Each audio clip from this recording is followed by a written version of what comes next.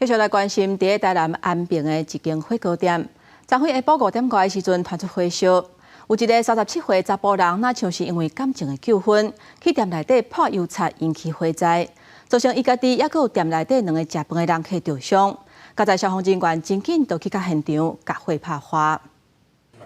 嫌犯驶这台白色轿车违规并排停伫咧路边，伊对后车厢灌一桶红色的油漆出来，今日去伊前母工作的火锅店内面，那架玻璃拱破，一个泼油漆引起大火，造成店内食饭的65岁人客骹手拢有2到15拍的小烫伤。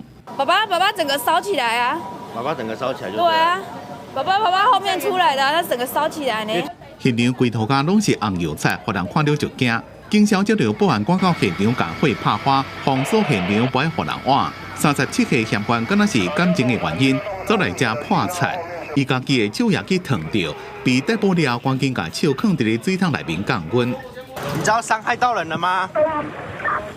不好意思，我不知道会着火。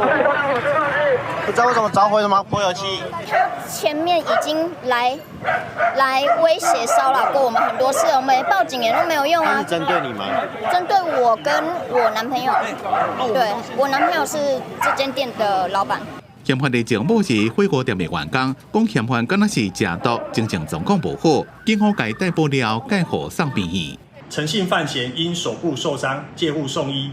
初步了解为个人感情纠纷，本分局将调查完成后，依涉嫌违反刑法、公共危险、毁损、杀人未遂等罪嫌，移送地检署侦办。这边火警造成3个人受伤，其中一位26岁女性手去烫到，要去病院；另外65岁查甫人客，也有嫌犯2个人拢送病院治疗。因若详细作案的原因，也该调查。记者综合报道。